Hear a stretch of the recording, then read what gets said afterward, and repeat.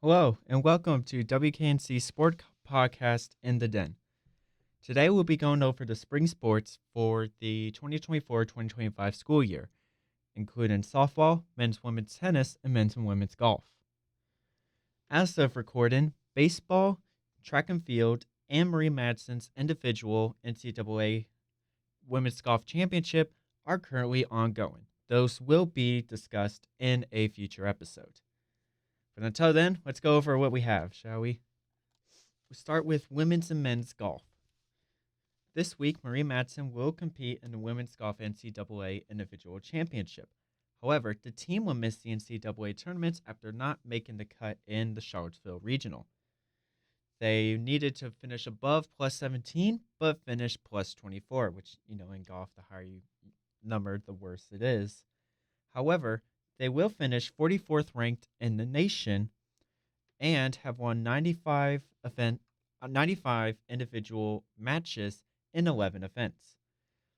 The most notable women's golf athletes are, as mentioned, Marie Madsen with 2 wins and 4 top 3 finishes in 11 events, and Laura Olivares, a senior, who has 1 win and 1 top 3 finish in 11 events. It was a really good, hard-fought season for this women's golf team, and with Marie Madsen as the freshman leading the helm, the future is only going to get brighter for the women's golf. But how about the men's? The men's will not be competing in the NCAA tournament after finishing 12th in the conference. Nick Matthews, a graduate student, is the only NCSU golf player to finish top 100 in the individual rankings. He finishes with 1 win and 3 top 3 finishes in 10 events. Regardless, they are ranked 64th in the nation, which is a very rough streak for our men's golf. So hopefully we can get some good guys to come in and help change this team around. But they are not the worst in the ACC, which is, that kind of weird bright spot with everything. Up next is tennis. Men's and women's tennis both came really close to winning, with both teams losing in the Sweet 16. The men's would lose to Columbia University. In the individuals, Brandon Schick, a senior, loses in a round of 32 to UCLA's Spencer Johnson. Luca Stalheli, a junior, loses round of 32 to TCU's Louis Maxted. And Martin Borshchik, I'm sorry if I mispronounced that last name. It's a lot of hard last names to pronounce. He's a senior, and he lost in a round of 64 to Baylor's Devin Badenhorst. No men's doubles team would compete in the national tournaments. All aforementioned tennis players finished top 100 in men's individuals, with all of them winning more than 60% of their games, with Stalheli winning 79%. An honorable mention goes to Jules Leroux, with 80% wins as a freshman. However, for the women's, their tennis team will lose in the Sweet 16 to the dreaded UNC. No women's singles will qualify for the NCAA women's tennis tournament, but Gabriella Broadfoot and Maddie Sombardo did qualify, but lost in the quarterfinals to UCLA as a doubles. The women's tennis finished 11th in the nation, with 4 athletes finishing top 100 in the women's individuals. Michelle Olacki, freshman, and Anna Saranova, junior, and then aforementioned Maddie Sampardo, Gabia Sauskas, and Gabrielle Bradfoot and Mia Selma were tied for 110th. Sampardo and Broadfoot were the 7th highest ranked duo in the nation. So there's a lot of close finishes for our women's and men's tennis groups, but the future is still looking bright because, there is a lot of down they can go, but they can go up, especially since all of the women's tennis players are likely to stay, even though the transfer portal for tennis is not as public information, just because not as many people are looking at it. Having 2 strong freshmen for the women's is really helpful, even though for the men's, there are 2 seniors who are soon to leave, and one junior who could make a big splash next year. So, good luck to them next year. The last sport that I will briefly mention is the softball team, who took a step back, only winning 25 years compared to 30 last year. They had some pitching struggles with their highest team ERA coming from sophomore Carly Maxton with 3.91. And we thought the Orioles pitching was bad. However, NC State did have some good hitters with senior Taylor Inslee, junior Hannah Church, and freshman Kendall Simmers, all hitting above 300 and with double-digit home runs. Overall, there is a lot of bright spots when it comes to the hitting on this team, and the team is relatively young, with about 5 of their starting 9 in the future having been freshmen this year. A strong transfer portal will be helpful. However, as long as NC State softball can focus on the small victories and just get better at pitching consistently and at getting the later parts of the batting order hitting stronger, then they could have a really good season next year. And that's all we'll be reviewing for spring sports. Best of luck to the men's baseball team in Auburn Regionals and to whoever is playing in track and field. And now we'll be going over Will Wade's journey to NC State and how he can provide for NC State men's basketball program. Turns out NC State can't be one of those schools that take from smaller schools, as Will Wade will be moving over from McNeese State to NC State. He has a lot of experience in the ACC, having played at Clemson and was a graduate assistant under both coaches Larry Shyatt and Oliver Purnell. He learned most from Oliver Purnell, who has this reputation of being a program builder all across the Northeast, with Clemson, Radford, DePaul, Dayton, and Old Dominion universities having seen big changes from before and after Purnell's arrival. He took that talent and brought it to UT Chattanooga, helping them get their first 21 season as a college basketball program.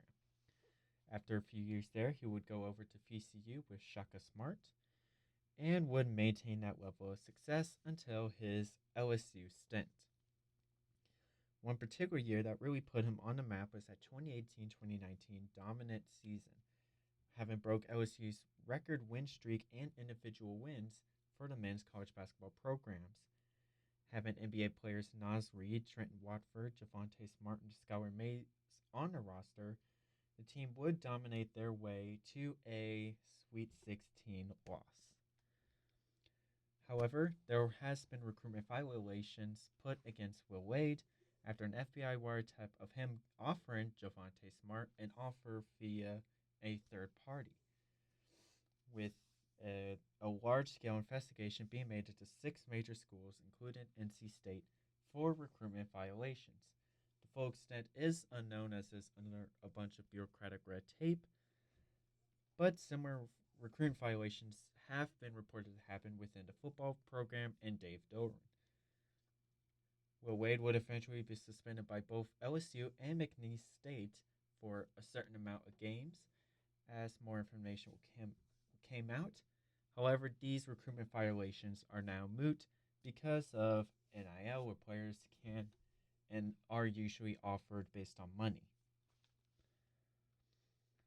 However, his McNeese reign was kind of when he put himself back on the map after those recruitment violations, with 2 seasons leading to 2 NCAA tournament bids and Southland championships.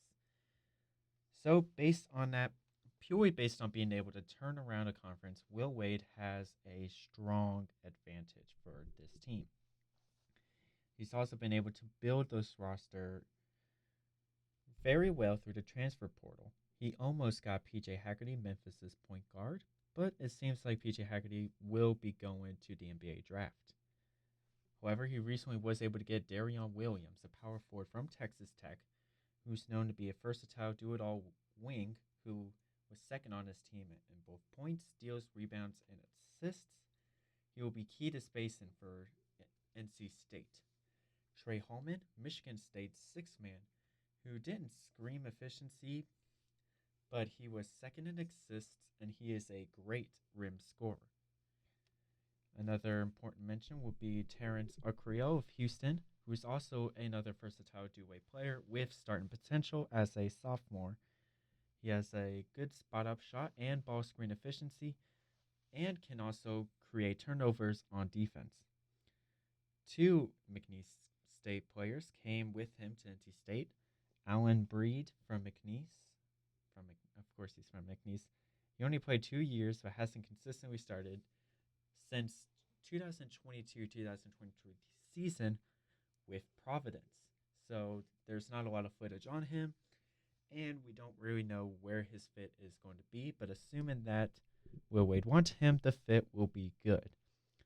Another one is Quadir Copeland, who led McNeese in assists, is an aggressive scorer at the rim, which is important for a Will Wade offense, and is also turnover prone, which is a big thing with Trey Holman, Quadir Copeland. That will be a problem with this NC State roster's turnovers, especially since there's not a lot of great far out shooting outside of the two players I'm going to mention next. Jerry Dang, who will likely play a power forward position who came from FSU, who is a great 3-point shooter and has the size to be a strong backup power forward center for this NC State roster. And Colt Langdon, a sophomore who was born and raised in Raleigh.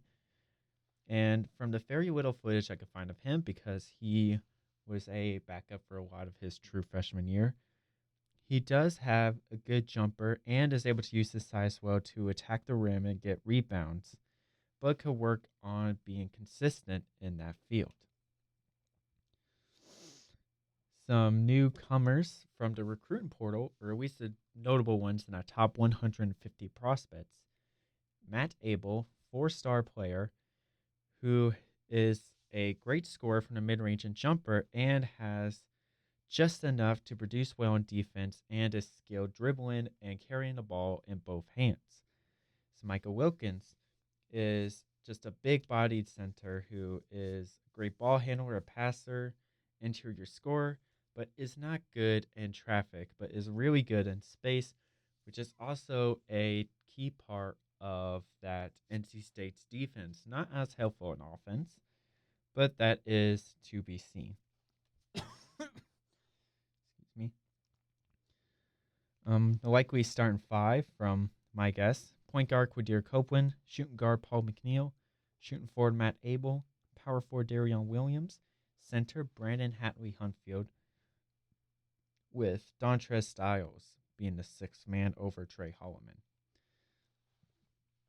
With some quality guards, NC State can push into transition rather than settling at half court, which will open up the offense for the whole court rather than just Kevin Keats' half court. That did work for a while when we had guys like, blanking on his name, last year against Duke, Brian Burns Jr.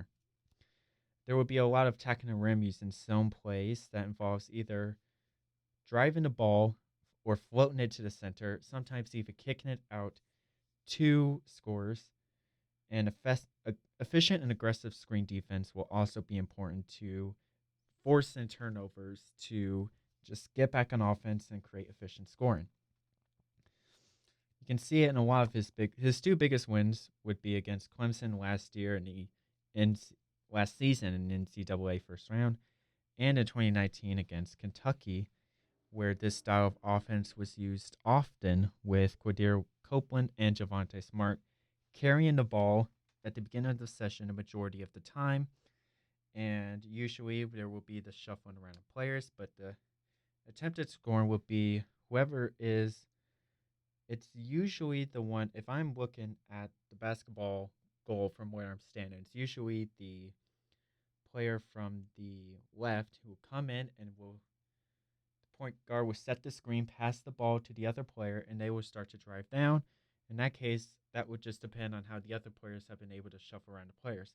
If the interior is packed, the ball will get kicked out to one of the shooters, but if not, then that player will usually go in and try to get the layup. It's effective in how there's, multiple options. And as long as we have good interior scores, which we should have with the majority of these transfers having a focal point in interior scoring, it will be something that can be really hard to stop coming up next year. I've kind of gotten a small look at next year's schedule, or at least the teams that we'll be playing and the locations the team will be going to. And I think the team would definitely make a step up. I can see them getting 10 to 12 wins in the conference next year, which is obviously a step up from this year and a step up from them being the 11th seed before. My only worries is hopefully that he won't leave us for an SEC program, which is likely since he just kind of tasted that SEC glory not even 5 years ago. Well, more like 6, 7 years ago. But that's all I have to say for today's episode. I hope you enjoyed listening. If the audience kind of wants a more in-depth analysis of Will Wade's coaching footage, I could try to do that for a blog or a video at WKNC as well. But until then, hope you enjoyed listening. Listen to the other WKNC podcasts. Have a good day and go Pack.